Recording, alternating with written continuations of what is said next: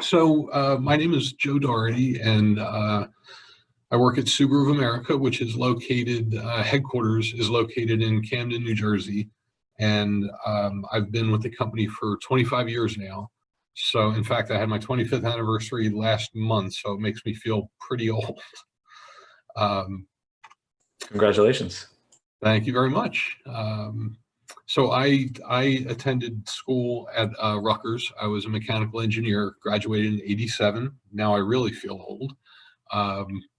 Grew up in Trenton in central New Jersey, and before I came to Subaru, I had worked up in the East Windsor area for an aerospace company. And so I worked in aerospace for, I guess it was about 8 years. And aerospace is a very up and down industry. And unfortunately, after about 8 years, it was General Electric and then Lockheed. They decided to close that facility and consolidate everybody out to California, out to Sunnyvale. So I did not really want to leave New Jersey because my whole family, extended family, is in New Jersey. And luckily, Subaru was recruiting for an accessory engineer at that point. And so I came in to Subaru as an accessory engineer, and that is, I'll go through some of the aspects of it in a minute, but that is, you do definitely have to have design experience. You have to have some manufacturing experience, but it's primarily project management because we work with vendors to actually do the detailed design and of course the manufacturing of our accessories. So let me tell you a little bit about how we do this at Subaru. So within Subaru, the accessory department is a fairly large department. We have about 25 people that work for me. Currently, I'm the director of accessories at Subaru. And I'll show you an org chart in just a moment, but basically my group is responsible for all aspects of accessories. And that is everything from planning for future products to quality assurance to inventory and sales and marketing. So it's almost like a small company, separate company within Subaru, because we do generate quite a bit of money for the company. So I mentioned to you I worked in aerospace, and that was actually the project that I worked on for several years, the Landsat Earth observing spacecraft. So just thought it would be cool to show that before I move on. I want to convince you guys that I am indeed a car guy. This is my personal car. I drive a Subaru, obviously, but this was my work car from the day that I graduated college. So I bought this when I was about 20 years old, and I've had it for more than 30 years now, going on 35 years. And I still take it out every weekend. It's not a trailer queen at all. It is driven pretty hard. So hopefully that convinces you that I'm a car guy. All right, so I mentioned to you that within Subaru, the accessory department is responsible for a lot of areas. And so again, starting sort of from the upper right-hand corner, business planning for the future, sourcing, which I'll talk a little bit about in a moment, but sourcing is basically finding the right vendors to do the projects for us, and handling the contracts and the pricing negotiation. Product development, which is primarily what I'm going to talk to you about today, is the engineers, and I'll show you that team in a moment. We handle quality assurance. So I have 3 very experienced quality guys that report to me, and they are all engineers by background, but quality by specialization. So 2 of them are mechanical engineers, and I think one of them actually is a chemical engineer, but has gone on to get his certifications for quality assurance. And then supply, so inventory. You know, we have to have the right product at the right time in the right quantities in order to make the sale. And then I have a group of marketing specialists that work for me and sales. So like I said, it really is almost like a small company within Subaru.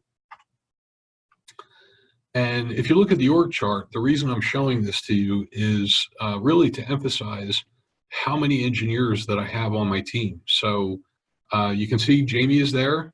Yay, Jamie. And of course, she's an intern for us now, and it's been a little bit of a weird time. And Jamie, I'm sure you would agree with that, right? With COVID and virtual work and all that kind of stuff. Yeah. Makes it tough.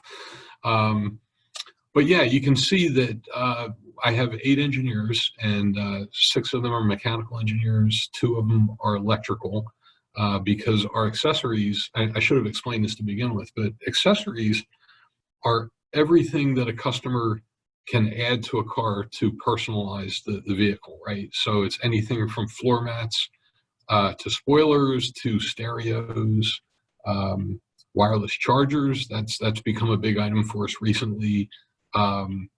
LED lighting, right? A lot of the cars come from the factory with incandescent bulbs, and if you've ever seen a direct comparison of the appearance of an incandescent bulb compared to an LED, LED really looks pretty sharp. So a big part of my department is engineers, because everything starts with the engineers. They have to define what we want the product to do. They have to gather the test requirements. They're responsible for working with the vendors. So although it's a big department, it really is driven by the engineering team. And like I said, I'm fortunate that I have an engineering background, so I speak their language, and we have a great team here. So I'm very thankful that I have the group that I have.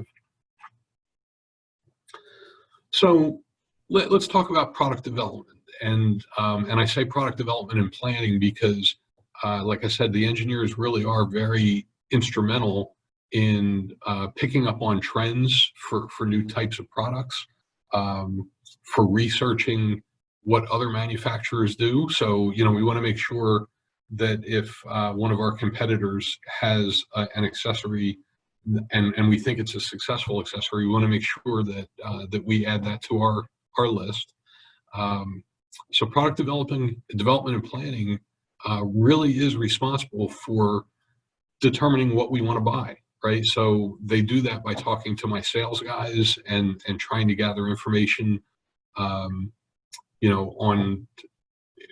I'm going to make this up, but if a certain product, if our sales guys think that it needs to be a certain color, or a certain shape, or that it needs to have certain characteristics, the engineers need to put that in their product specification, so that the vendors know what we're looking to buy.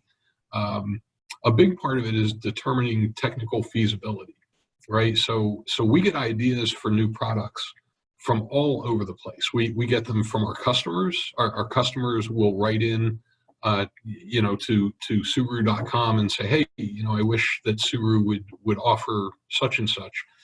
So we get good ideas from our customers. We get ideas from our dealers. Coworkers, people come up to me all the time. If I had $1 for every idea that a coworker gave me, I'd be a millionaire by now. And a lot of them are really good ideas, but many of them just are not technically feasible, right? So I'll give you an example. We have a lot of customers that want to, for example, jack up their Outbacks, right? I mean, our cars are all about off-road capability, and we do have a lot of ground clearance, but there are some aftermarket companies that offer lift kits that can jack up the Outback, another 8 inches or whatever. But it's just not safe to do that. I mean, it really negatively affects the handling characteristics of the car, and it really does become a safety issue. So that is, something that would be really cool that, trust me, my engineers would love to do, but we just can't do it because it wouldn't meet vehicle safety standards. I say coordinates with SBR. And so SBR is our parent company. That's Subaru Corporation, and they're located in Japan. And we work very closely with them because they are the primary design force for the vehicle itself. Whereas we design all the accessories here in New Jersey. we do have to rely on our parent company for vehicle CAD data and technical data. Like I mentioned before, the engineers are responsible for putting together the product specifications, which we use for bidding, for price proposals from the vendors. And of course, they have to manage the vendors when the products are actually being developed, and they have to manage the schedule to make sure that we launch on time. So I thought it might be interesting to you to show what the actual A to Z process is for developing an accessory. And step one is, like I mentioned before, we have to look at the viability of the product. Is it something that's safe to offer? I've got several of the engineers, a lot of the guys are Mustang fans, so I fit right in. And a couple of the guys have 600 horsepower Mustangs. So they would love to do more performance parts. But, again, sometimes it's a vehicle safety issue that we have to look at. So there's technical reasons to look at the viability of the product, but there's also financial reasons, right? I mean, it could be the coolest thing in the world, but if our sales guys don't think that they're going to be able to sell it, it might not make sense for us to develop it, because we have to spend quite often hundreds of thousands of dollars with a vendor to come up with the production tooling so that we can actually produce in an assembly line environment the products that we're looking to buy from them. So, we have to make sure that we're going to sell enough that it makes financial sense to spend that money up front. And a big thing at Subaru is, does it enhance the Subaru brand? I'm sure you've all seen our commercials, and in a lot of the commercials, you'll see that, sometimes we hardly even show the cars, right? Because the Subaru brand is all about enabling people to live their lifestyle. So we have an awful lot of people that are very much into, outdoor activities, lifestyle activities. Our biggest selling category of products are things like bike carriers, kayak carriers, roof racks, because our customer demographics for the vehicle tend to skew very much towards outdoor lifestyle.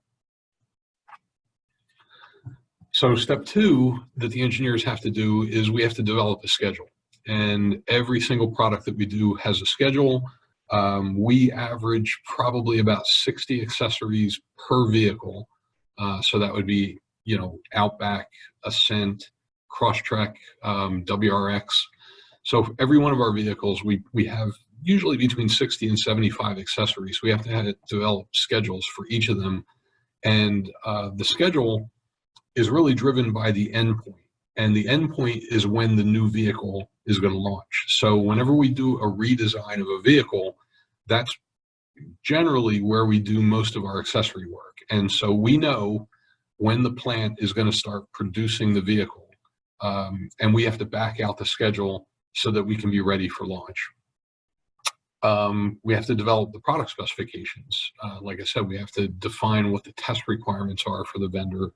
It's very important that we define what the environment is going to be. What is the vehicle interface? Is it going to be in the engine compartment? Is it going to be outside? Is it going to be inside? And I was actually talking with a student from Penn State earlier today, and somehow he had gotten my name and had written to me and asked if I would have a quick conversation with him. He's a mechanical engineer, or I should say mechanical engineering student. And so he was asking me some questions, how do we determine test requirements? And it really is driven by the environment, right? So if we know it's going to be something that's going to be mounted on the outside of the car, we have to worry about things like ultraviolet radiation from the sun, right? Because that if you leave plastic out in the sun, it's generally going to get brittle and it's going to fade. So we have to be able to test for that and to make sure that whatever our final product is, it's going to be able to withstand the environment that it's going to be used in. Obviously, exterior accessories, we do a lot of salt spray testing to make sure that the product is not going to rust. But you can imagine we certainly don't have to do salt spray testing for an interior trim piece, right? So it all depends on the environment. And then the other thing is packaging. it's very important that we package the products appropriately, and for a couple of reasons, right? We want to make sure that the product isn't getting damaged during transportation or storage. But the other thing is, Subaru is very, very concerned with the environment, and we want to try to minimize our packaging. And in fact, we use reusable packaging wherever possible. We send it out in big returnable crates out to our dealers and so forth. So we really do make a strong effort to try to minimize packaging waste for all of our products. And feel free to jump in if anybody has any questions along the way, or we can do it at the end. But if you'd like to interrupt me, don't worry about that. That's fine. So I mentioned to you about the engineers putting together schedules, and this is just a quick example. We use a software package called Microsoft Project, which you guys are probably familiar with. And this is a very typical schedule for any accessory. We start out with sourcing, and that's finding the vendor, and then doing some price negotiating. Then we move into the design phase, and that's where a lot of the computer-aided design work goes on. Again, we're taking the vehicle CAD data, and we're working with that to come up with the appropriate accessory CAD data. So we do the design phase. We do a couple of design reviews during the process to make sure that that more than one person is looking at this product, right? We want to make sure that it's being reviewed by my quality engineers. Sometimes I take part in the design reviews. But once we get to the point where there's a design freeze, then we can move on to prototyping. And that could be anything from a 3D printed version of the accessory to an actual, welded up, almost production ready prototype. And we do a lot of testing on that.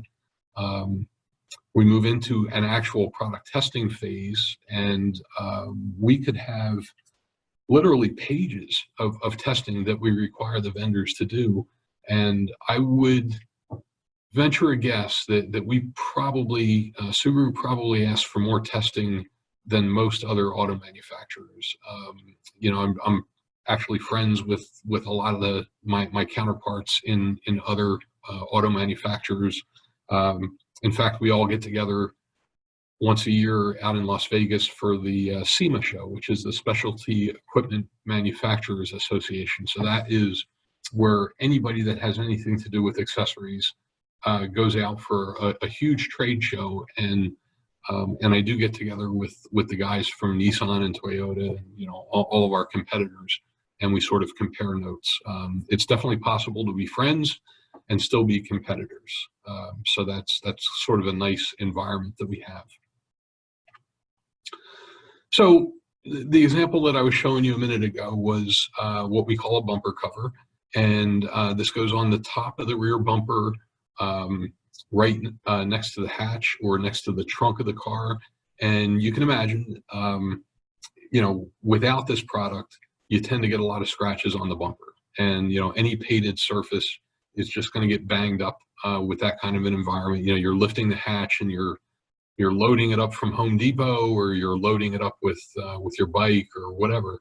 And it really tends to beat up the rear bumper. So we have an accessory bumper cover. And this would be when we're first starting out.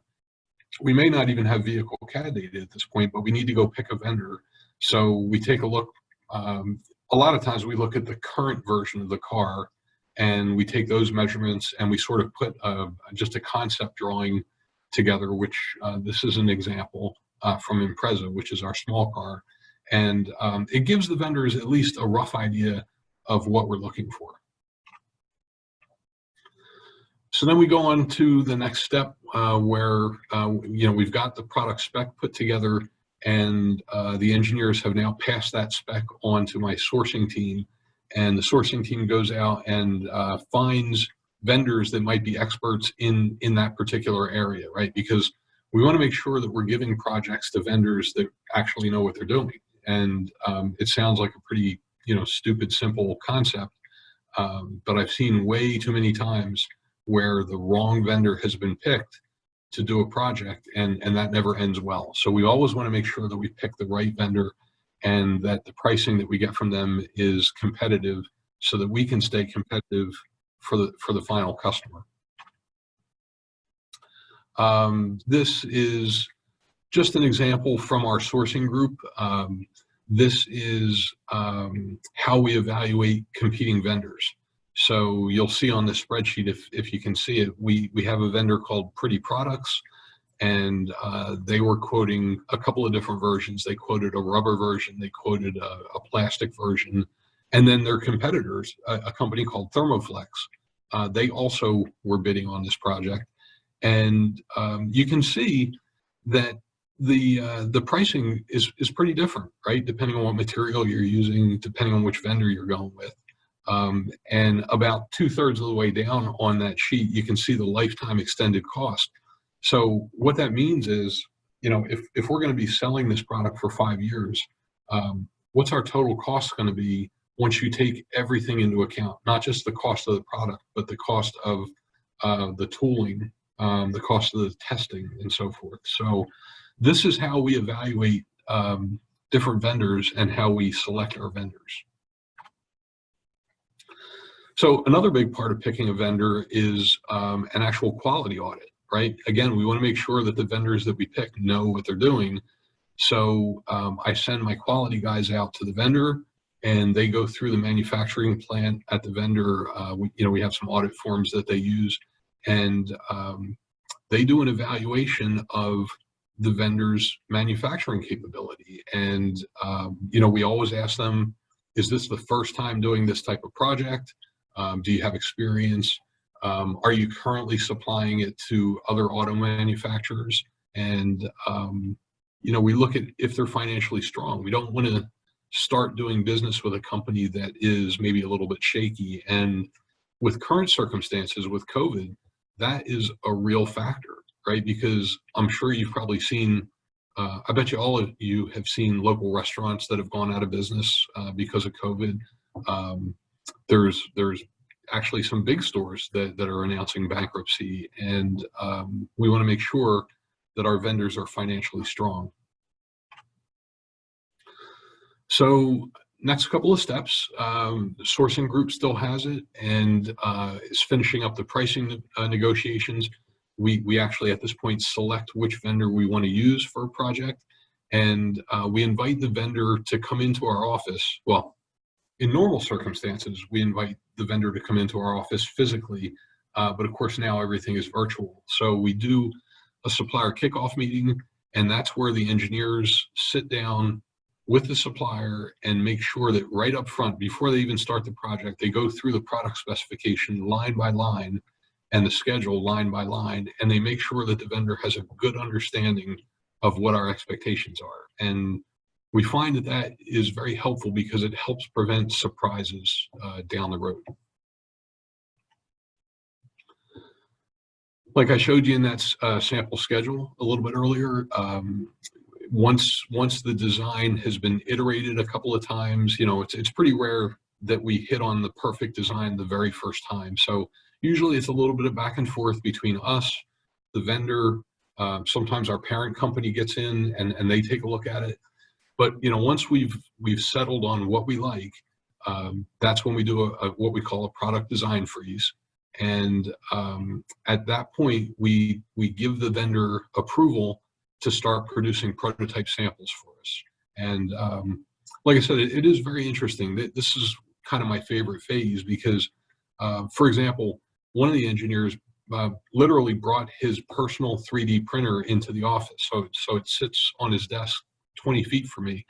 And he was printing up the other day a prototype sample of a cell phone holder that we're going to be offering in the future. And I'm sure you guys are familiar with 3D printing, but it's an interesting process, and it's a very quick way for us to get a good idea of what the finished product is going to look like.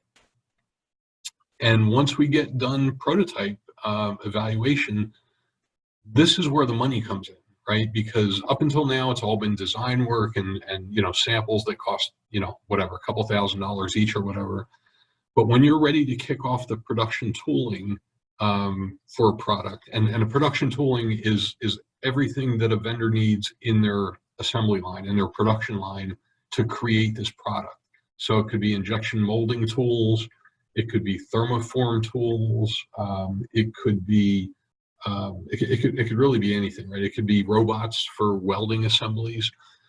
When you get ready to get to this point, this is where Subaru is going to be spending hundreds of thousands, if not millions of dollars. So we want to make sure that that design is as perfect as we can get it before we tell the vendor, okay, everything is done, now go start making the production line for us.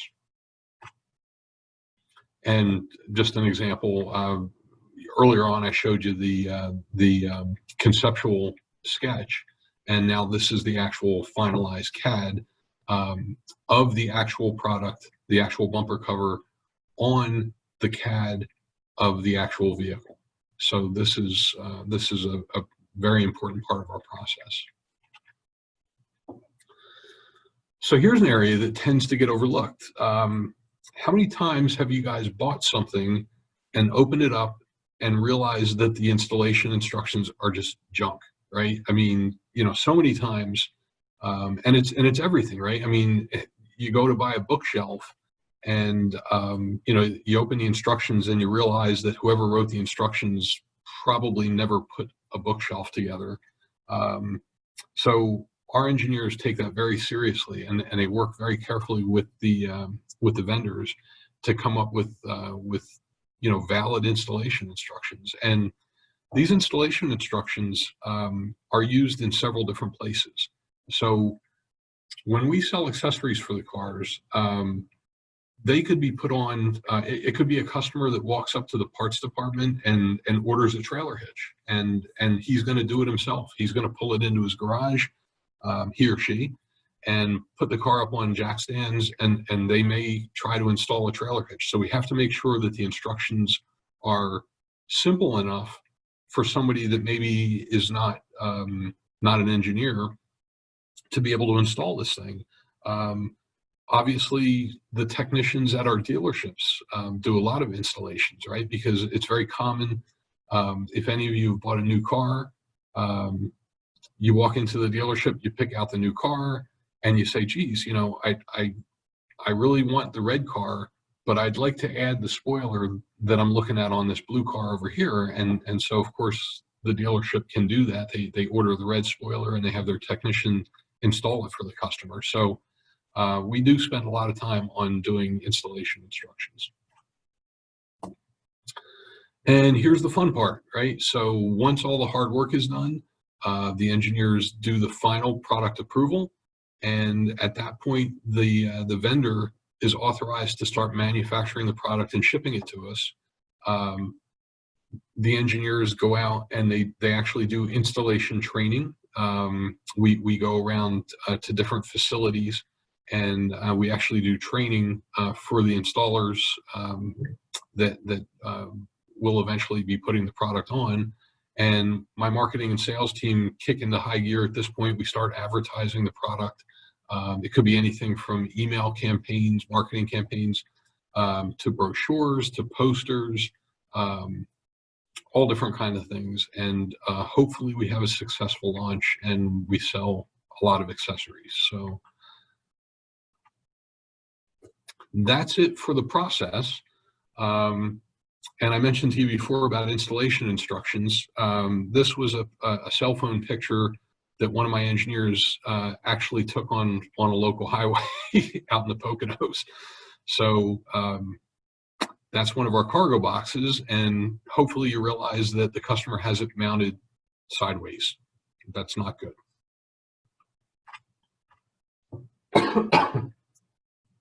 So one of the things that everybody always wants to see whenever I do a presentation like this is, you know, the spy photos, right? What's the future cars going to look like? So I'm sure you guys, if any of you happen to be Subaru fans, I'm sure you probably realize that our WRX and our STI are getting a little bit old, right? I mean, it's been several years since we did a redesign on an STI.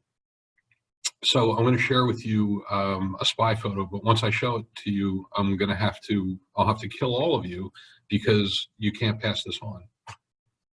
So that's our next generation STI. That is a concept drawing of what we think our customers want. And of course, I'm kidding. So let me move on to the next slide. This is the concept car that we're currently showing for the next generation STI. And obviously, concept cars do not always end up being exactly like the production car, but it probably gives you a pretty good idea. It's pretty exciting. We're very, very excited for next generation WRX that, we call them Rexes and STIs. So I think that is just about it for my presentation. Like I said, I had actually 2 out of my 3 kids went to Rowan.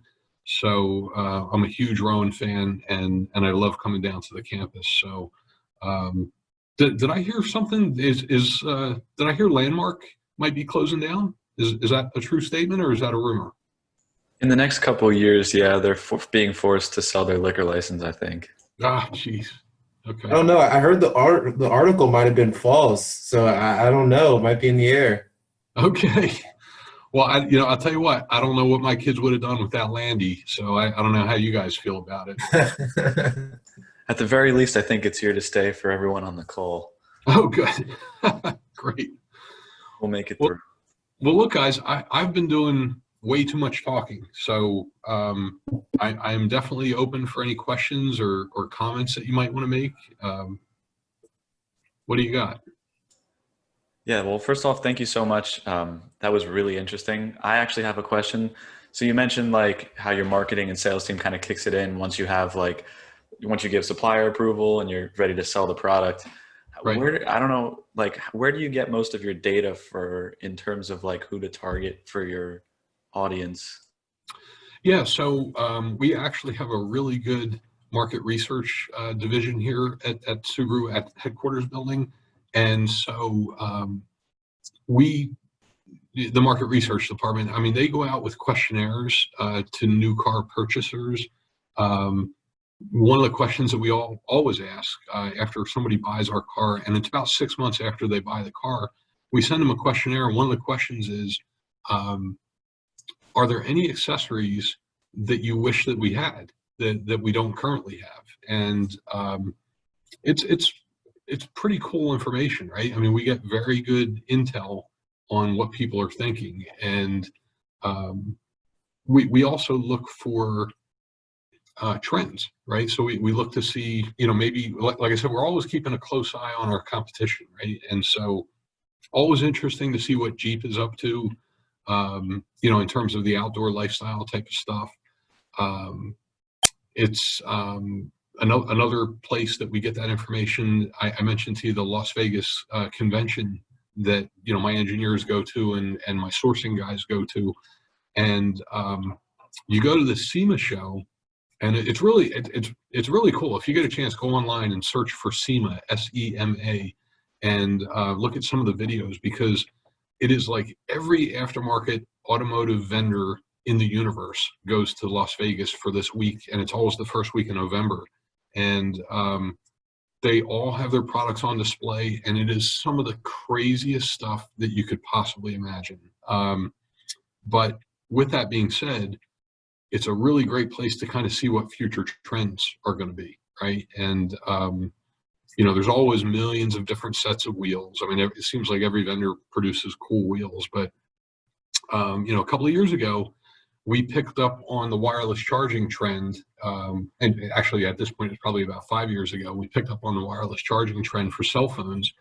And based on what we were seeing in the aftermarket, we realized that was going to be a good seller for us. And so we waited, and we really wanted to see what Apple was going to do with the iPhone, right? Because so many people have iPhones, and there are different types of wireless charging certifications. And we wanted to make sure that the accessory that we offered would work with iPhone. And so we do have wireless charging accessories right now, and they are fantastic sellers for us. And we got that basically from going to the SEMA show several years ago.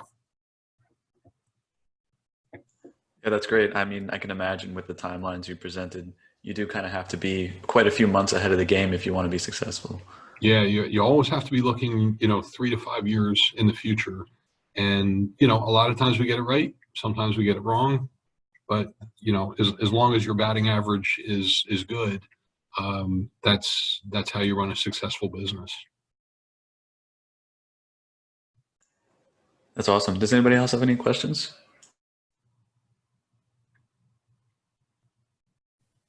I'll ask one.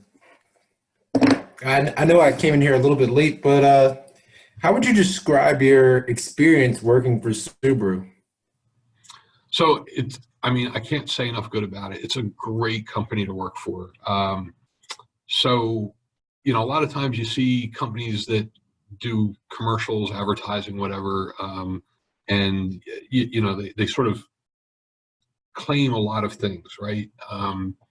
Let me tell you, Subaru absolutely backs it up. I mean, so when you see commercials of us doing volunteer work, we are all out volunteering multiple times a year, and it's everything from cleaning up local parks to going out and packing school lunches for elementary school kids. Blood drives. I give blood probably more often than I should, but I have plenty to spare. So it's a really great community-driven company. So from that perspective, it's really nice to be able to be associated with a company like that. I will tell you, when I worked for General Electric in aerospace, it was a terrible environment. It was horrible. I mean, I was working 16-hour days, basically 2 shifts a day, and it was a 3-shift-a-day facility. So, I could have been working from midnight till 4 in the afternoon, and they would lay people off at we'd lose a contract, they'd lay off 300 engineers. Subaru is great. I mean, like I said, I just passed my 25th anniversary, and there are folks here, and I'm not exaggerating, there are folks here that are 40-year employees at Subaru. So hardly anybody ever leaves the company once they get in. Okay. Well, looking back on your career, is there anything that you wish you did differently while working for Subaru, maybe to make yourself more competitive or step inside a different field? So that's a really good question. I mentioned, and actually you may have missed it when when we started the meeting, but so I came in as an accessory engineer, just because that happened to be the opening that was available. And I actually came in with 2 other guys from General Electric. Once I got in the door, I sort of lobbied my boss and got these other 2 guys in. And we all took different approaches to our careers. They're all still here, so we've all been here 25 years. The approach that I took was that I wanted to move jobs maybe every 3 years, and I wanted to move into drastically different areas of the company to learn as much as I could. The other 2 guys, one guy actually is still doing the same job that he was hired for 25 years ago. He is one of my accessory engineers. And it really depends what you're looking for, right? I mean, this one fellow that's still an engineer, I mean, that's what makes him happy. And he is very content to do the same job for, literally for decades. I'm a little bit different personality. I kind of want to be challenged. I want to learn new things. So let's see, would I have done anything different? I don't think I would have done anything different. But I will tell you, over the course of your career, sometimes you have to decide to try to get a job. And sometimes people might come to you and ask you if you'd like a job. And, I've probably made a couple of wrong choices. I'm happy with where I landed, where I ended up as of today. But, I'll tell you, so one of the jobs, I was told early on that if you wanted to advance at Subaru, that you had to do what was called working in the field. And what that meant was we actually have district managers all over the country, and they work out of their homes, and they have to work with the dealerships. So they're literally in the dealers every day of the week, trying to help them with their business. And so I decided to go for one of those jobs because I was told that's what you needed to advance. And I hated it. Oh my God, I hated the job so much. I couldn't get used to working out of the house. You know, I had always worked in the office before. I generally, you know, and I'm sure you guys in college, same thing, you know, it's a relatively professional atmosphere, right, in an office, and in school. And dealerships, you know, in some ways are kind of the Wild West, right? I mean, you walk in there, and you know, I had at one point I had a parts manager spit tobacco juice at me because I pissed him off about something. I don't remember what it was. I had a parts manager.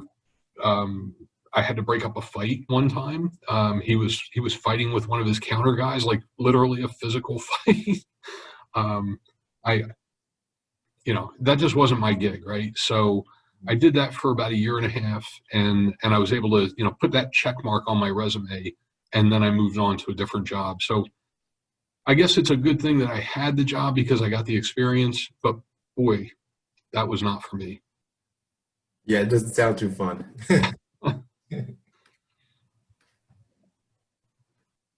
But I'll ask one more question. I was just thinking, as a young engineer, well, all of us being young mechanical engineers or aerospace, whatever, what Yep. should we be doing to making ourselves look more marketable for companies such as Subaru? You know, it's a great question, and I mentioned to you that I was speaking to this guy from Penn State earlier today, and he asked me the same question. And I think I know this is, you know, hard to do, but it's the more you can make yourself stand out on a resume, the better you're going to be. And you know, I mean, I hate to say it, but you know, a lot of kids have really good grades, right? So you get a resume, and you're looking at a 3.7 or a 3.8 grade point average. You see a lot of those resumes, and quite often, I'm more interested in, you know, what did this person do outside of school? You know, did you have an internship that would be interesting? Did you work a couple of summer jobs? Um, in my opinion, I have a lot of respect for students that work while they're going to school, Mhm. and you know, that was partially, I guess, because I did that, right? I mean, I didn't have a free ride, and you know, I had to put in a lot of work hours while I was going to school. So at least for me personally, that always kind of stands out. Mhm. Clubs, right? I mean, you know, if you are interested into going into automotive, SAE club, and you know, my kid was really big in Baja. He was I think he was captain or co-captain of the build team when he was in school. That kind of stuff really gets me excited when I see that on a resume. So, Good. Thank you. Thank you. sure, absolutely. I actually have another question, Joe. You had mentioned like your suspension lift kits, like off-market brands coming up with them, but you saying they're not quite safe enough to produce. How do you like go about getting information from like the parent company and like the people who design the actual suspension system or any other system, and making those determinations about your accessories? Yeah, so you know, in the case of suspension, or you know, really anything that changes the characteristics of the car, like the handling characteristics or the acceleration characteristics, whatever the braking characteristics, we rely a lot on our parent company because we don't have a test track here. We do occasionally rent out the track down in South Jersey. I'm drawing a blank as to what the name of the track is. But in any case, you know, we can do some testing here, but we're not really set up to do that. So a lot of times we will rely on the parent company. We will either send them samples and ask them to do an evaluation for us, or, you know, we can literally just speak to the engineers. We do WebEx calls with our Japan counterparts, you know, multiple times in a week. And, you know, unfortunately with the time difference, they start at like 7 p.m. our time. And that's like 8 a.m. when they're walking in the office. So, you know, my engineers tend to put in some pretty late hours because of these conference calls. But, you know, some things are not obvious that they might be a problem. I mean, some things are, right? When you're going to jack a car up that weighs a couple thousand pounds, you're going to jack it up 8 inches. Chances are that car is going to tip over if you're not careful, right? So, but I'll give you another example, right? So, again, you know, being an outdoor company, we get a lot of requests for like brush guards on the front of the, you know, on the front bumper of the car. And, you know, we've done crash testing that shows that when you stiffen up the front end of the car by putting one of these big metal bull guards or brush guards on the front of your car, you are absolutely changing the airbag deployment characteristics of the car. And so, you know, people tend to think, oh, I'm safer because I have this big, you know, metal guard on the front of my car. But what they don't realize is their airbags aren't going to deploy.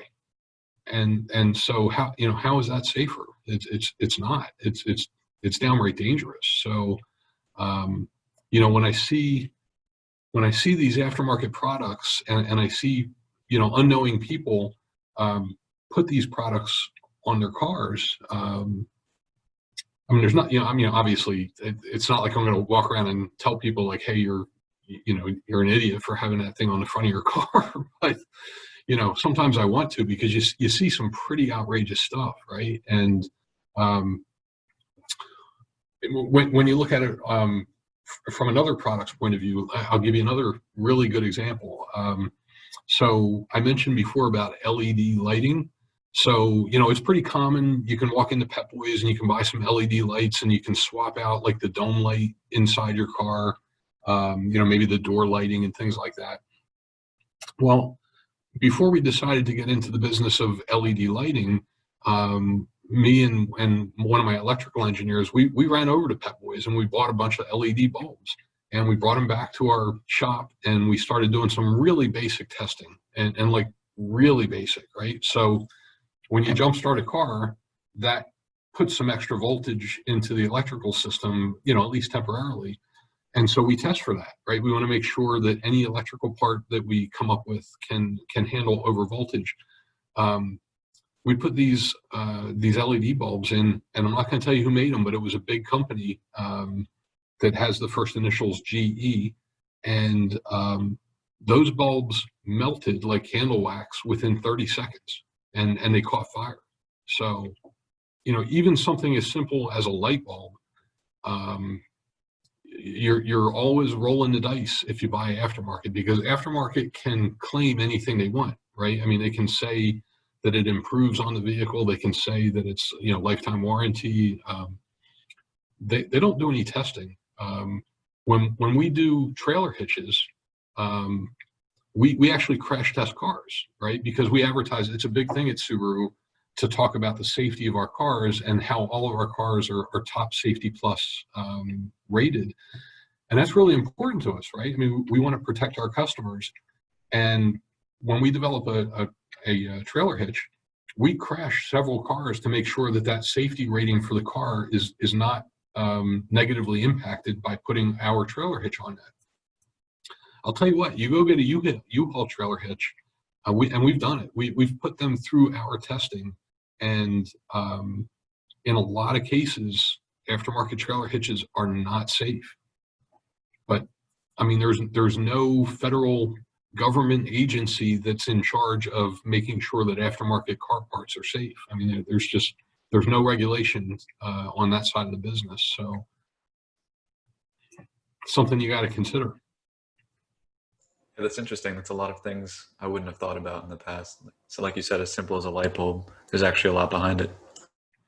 The other thing that a light bulb, an aftermarket LED bulb causes, there's actually because it is LED, there's actually a circuit, an electrical circuit in a light bulb, and that generates radio interference. So one of our most common warranty claims for radio static, it almost always turns out that the customer had bought some aftermarket LED bulbs and it was making the radio static. So. Interesting. Anybody else have any other questions for Joe? I have a question. Sure. So in a department like yours, I'm sure it's extremely important that everyone's communicating well across the entire department. So when it comes to engineers, what are some of the most important communication skills to fine tune, specifically when it comes to communicating with non-engineers?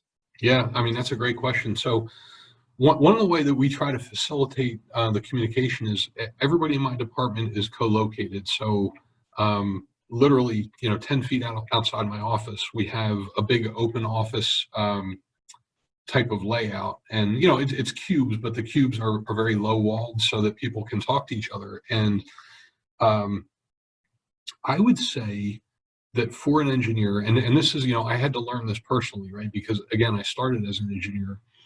You have to be able to understand that not everybody else has the knowledge that you have, right? And so something that might look obvious to you from a technical point of view, if you're talking to a bunch of non-technical people, it's not that they're that they're stupid or anything. I mean, they just don't have the same frame of reference that you do. So I would say that my most successful engineers are the ones that can sort of translate engineering speak into regular conversation, right? So I think good verbal skills and good written skills are so important, because you could be the smartest guy in the room, and if you, number one, if you have an attitude and you piss people off, then they're not going to want to listen to you. So it doesn't matter how smart you are, because they're not going to listen to you anyway. You could be the smartest guy in the room and not know how to speak in non-technical conversations, and again, people are going to just tune you out and they're not going to listen to you. So I would really concentrate on learning how to write well, and police yourself so that you're not always speaking technical jargon that people don't understand. I get a lot of resumes, and get a lot of resumes actually from like, for example, the Navy Yard over here on the Delaware River. And all engineers that have been in the military, or working for a civilian arm of the military, and I get these resumes in, and they use acronyms, right? I mean, in the government, right, everything is an acronym, a 3-letter abbreviation. And I will look at these guys' resumes, and I have no idea what they're talking about. I have no idea what their experience is. They're talking about their projects, and they're not using plain English. They're using the jargon that they use at work. And I hate to tell you, but I throw the resume away, because if they're not in tune enough to know that they need to write a resume so that non-technical people would be able to understand it, then to me, that tells me that they're not a good communicator, and they probably wouldn't do well with my team. Does that help answer your question? Yes, it does. Thank you very much. Sure. Yeah. My younger son, the guy that was a mechanical engineer for Rowan that was on the Baja team, I mean, he ended up working at Lakehurst Naval Base up in central New Jersey, and he's working from home now. And for quite a while, I was working from home, and we would both be on conference calls in different rooms. And I was just fascinated listening to these guys talk, because it's like they were talking a foreign language. They use so many acronyms and everything. And, I would always kind of pull them aside afterwards and say, hey, it's fine when you're in that environment and everybody knows what you're talking about. But I said, don't do that. Like, if you're ever going to look for another job or whatever, I mean, you can't you can't get into that. And when I was in aerospace, it was the same thing. I mean, we had our own language, and if you try to talk that language, for example, to an automotive company like Subaru, I mean, I would have never gotten the job.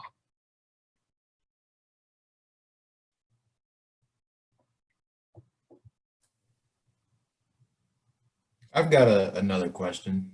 Sure. I'll go ahead and turn my camera on. Why not? But I was Hey, nice to meet you. yeah, nice to meet you too, Joe. I'm Andre, by the way. But I was just talking a little bit a while ago about how we can make ourselves look more competitive for the job market. I know me, along with the rest of my classmates, are now thinking, does Subaru offer any type of summer internships coming up this year? I know COVID's a big thing, but I know we're all still really looking forward to making ourselves look more marketable. Yeah, and I'm sure Jamie can give you some additional feedback on that. Because she is currently an intern for us, but we do have an intern program. I did have 2 interns, but with the current economic conditions, we had to lower that to 1 intern. But we generally are looking for somebody that's in their junior year, so that when they finish, and it's a 1-year internship, so when they finish their internship, that's generally when they're graduating college. We definitely advertise them through your career office. I can't remember the latest person's name, but we definitely do advertise that. So definitely be on the lookout for it. Definitely. Okay. It's Jamie, I know you've had a little bit of a different experience than most of the interns because of the COVID situation, but I'm hopefully you've been able to learn a little bit. So you want to say something to the group, maybe? Yeah, I absolutely am having a blast with this internship so far. It is a little different being online some of the time, but I've been able to go in to the office about once a week. That's been the main time frame for each engineer that comes in. It's about once a week in person. And I've been doing a lot of the hands-on stuff like installing trailer hitches and other accessories like that. Yep. It's really cool. There's some opportunities, like next week I'm going to the track in the Millville area that you were talking about. Yep, Yeah, that's the track. and I'm doing some testing on the track, so I'm really excited for that.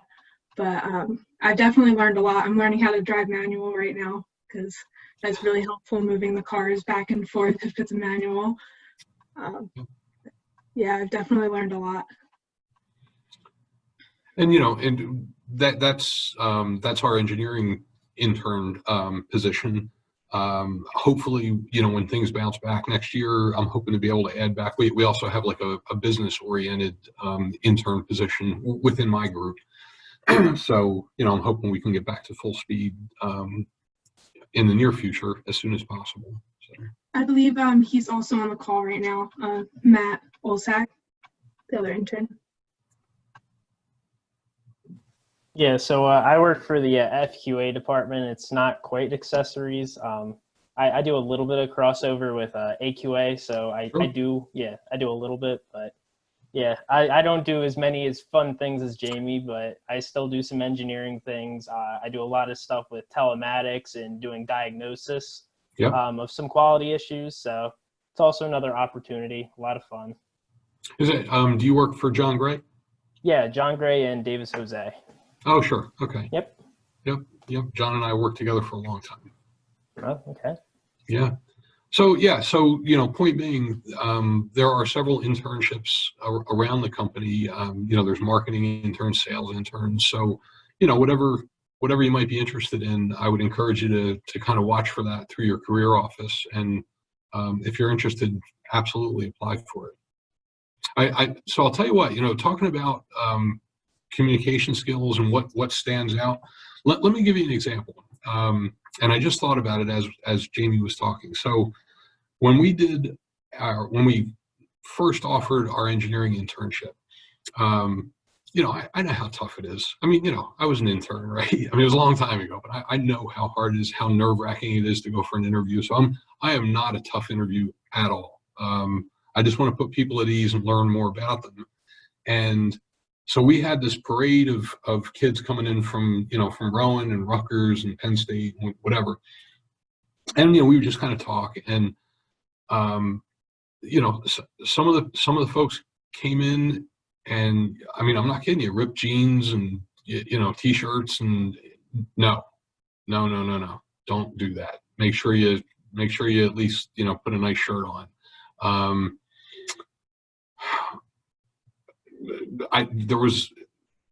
You can't make this stuff up. I mean, you know, in the middle of interviews, people are texting in the middle of the interview, and I'm like, really? You know, so no, don't do that. You know, come in with spare copies of your resume, come in with supporting materials. So I mentioned to you guys, you know, I kind of had to talk the Subaru guys into believing that I was a car guy, and I showed you a picture of my Mustang. So when I came in for my interview at Subaru, I brought in pictures of my Mustang as I was restoring it. And, you know, anybody would listen. I said, yeah, you know, I'm a real car guy. Let me show you that I do know about cars. And again, I was just trying to make myself stand out from the competition, and you know, I guess it worked. But it was very interesting. So one of the questions that I asked, it was the first gang of interns that we were interviewing. I took a picture of our parts closet, and there's nothing special about it, right? It's just a walk-in closet with a bunch of shelves and boxes just thrown everywhere. And I said, okay, this hasn't really nothing to do with you know, cars, but I'm just going to ask you a general question. So if you came in and you saw this, and I said, you know, that we have, you know, certain groups of products, right? I mean, you know, we actually do have like categories of accessories, and you know that we have different vehicles. I said, knowing that, can you give me any ideas as to how you would maybe try to organize this closet? And I had to go through about 6 candidates before anybody would even give me an answer. They literally just locked up, and I didn't think it was a hard question. I mean, you know, in your own closet, you probably have your shirts hanging together and your pants hanging together and your shoes on a shoe rack, right? So, you know, all I was looking for was a very non-scientific, like, hey, maybe it would make sense to organize these by vehicle, you know? So I put all the Outback stuff on one shelf and all the, you know, whatever, the WRX stuff on another shelf. Or, hey, Joe, you just told me that you have different categories of accessories. Maybe I'd put all, you know, category A on one shelf and category B on one shelf. And you know, honestly, I didn't think that was a hard question at all. I said, look, I'm just looking for some ideas on how to organize this. And most of the candidates, they just didn't answer the question. They looked at me and they said, well, I have no idea. And I said, well, okay, let me give you a little more information. You know, I mean, we do have Outbacks, we do have Legacies, and I was trying to, you know, lead them down the path. And you know, one guy, of course, nailed it right away. He's like, yeah, you know, he goes, I'd group them by vehicle, and you know, he goes, I'd even go more than that. He goes, if I had different model years, he goes, you know, I'd probably group them by model year too. so I hired him. Smart decision. He was a good guy. He was a great guy. I keep in touch with him to this day. So, but you know, I mean, it just goes to show you, right? I mean, everybody has their own perspective, and you know, something that I thought was kind of an easy question. I mean, obviously it wasn't an easy question because, you know, these kids were all really smart. They all had, you know, 3.8 grade point averages, but I think they were overthinking it. Tends to happen a lot during engineering, so I don't blame them. Well, and like I said, I mean, interviews are tough. You know, I mean, I've been through my share of really, really tough interviews, and there's no reason for it, right? I mean, you just want to learn about the person and see if you think they're going to be a good fit. All right, what else you got, guys? I am not on the clock, so I'll answer any questions that you have. We do have another class block coming up in about 10 minutes. So we do still have time, but maybe just a couple more.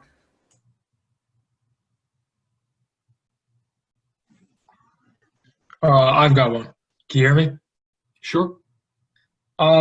So over the years of your experience and with like the advancement of technology over those years, how would you say like your job responsibilities or like the stuff that you normally have to do on a daily basis, how has that changed and like what challenges have you had to face over the years because of that?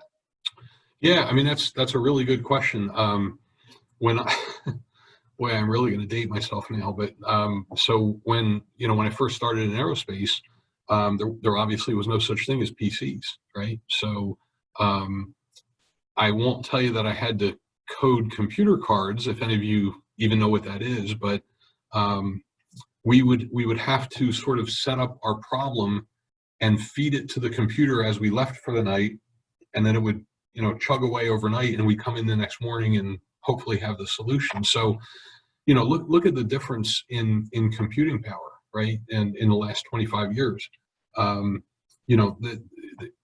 sure you've heard the saying before, but the cell phone and the smartphone that's in your pocket has more computing power than the computers that were on the Apollo missions that went to the moon. So technology is just constantly racing forward. I mentioned to you earlier about 3D printing. It used to be when we needed a prototype, we would have to go out. A lot of times we'd have to go out to like a wood fabricator. A lot of prototypes used to actually be carved out of wood, and now you can create it in CAD, and you can just send it right to your 3D printer, and a day later you've got an actual model that you can hold in your hand, and you can put on the car. So yeah, it's important that you keep up with technology, and I will be honest with you, it gets a little harder as you get older. I mean, because you get set in your ways, and you don't necessarily want to go to classes to learn new things and everything. I laugh at my father-in-law. My father-in-law is a brilliant chemical engineer, and he just refuses to embrace technology. He won't he won't carry a cell phone with him.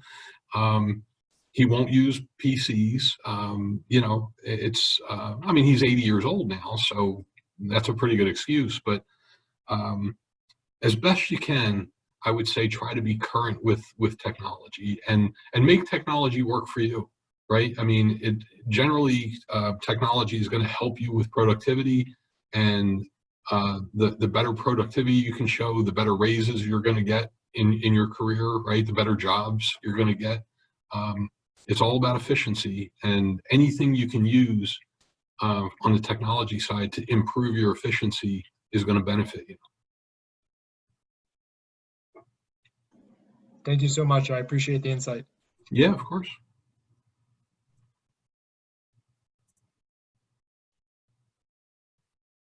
All right, so going once, going twice, last chance. All right, guys, thank you so much for having me. I love doing these types of things, and I appreciate you just listening to me ramble on for an hour. Thank you. Joe, thank you so much for your time. I've personally learned a lot, and you're always welcome. So whenever you have the time, we'd love to hear more, and it's certainly been insightful. So thank you very much again for your time. Great. I hope it was helpful. Thank you, guys. Have a good night. Thank you. Have a wonderful night, Joe. Thank you.